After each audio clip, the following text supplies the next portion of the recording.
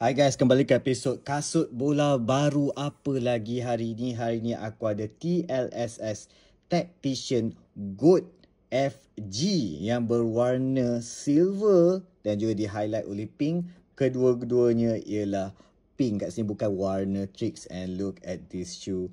Memang cantik. Let's check dia punya teknologi. Okay, first of all, this is kangaroo leather yang quite flexible and lembut. I would say this is lagi lembut daripada Tactician Light sebab nampak tu. Dia kurang sikit structure, dia kurang sikit stitching berkotak-kotak ni.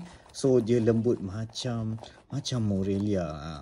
Okay, so dia ada teknologi yang sama macam Morelia. Dia ada, bukan teknologi lah, dia ada kangaroo leather lah kat sini, premium kangaroo leather. And then dia ada coating dekat depan ni dah macam Mona Chida. And then apa lagi nak tengok keluar ni? Ini aku tunjuk korang ni. Tempur. Nampak tu? Ini ialah T-Tempur. Kau tahu tak Tempur yang buat tilam tu? Yang buat tilam tu, yang tilam mahal tu kan, yang sedap untuk tulang belakang kan. Ini dia padding dia. Padding dia dekat dalam ni, dalam square-square kat sini lah. Square ke rectangle ni kan, rhombus ke, diamond-diamond ni kan. So ini akan improve korang punya touch dekat padding sini. Kau nak pass ke, nak shooting on the side ya.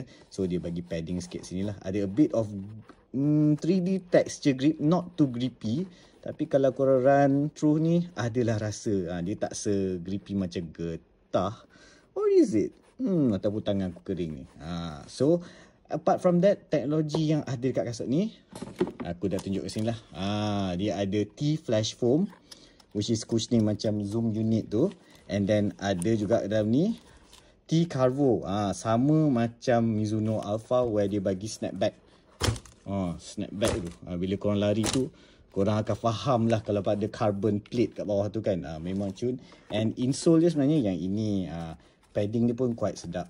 Sama saja macam Tactician Light yang aku pernah tunjuk before ni. Nanti aku akan buat video comparison lah kasut Tactician GOAT yang ni dengan Tactician Light. Of course korang akan dapat juga bag dia ni. Bag dia very high quality, tebal. And ada zip dalam ni untuk korang nak isi barang-barang korang. Ini ialah kotaknya. Kotak ni pun premium macam ni. It's really nice. Kalau korang berminat, korang boleh DM aku je. Ini cun lah. Aku rasa ini bukan kasut aku, ini kasut customer. Aku rasa macam aku nak angkat satu. Ni tapak ialah firm ground lah, tapi nampak tak agresif. Boleh pakai dekat rumput asli, rumput tiram pun no problem. So what do you guys think about TLSS Tactician GOAT firm ground?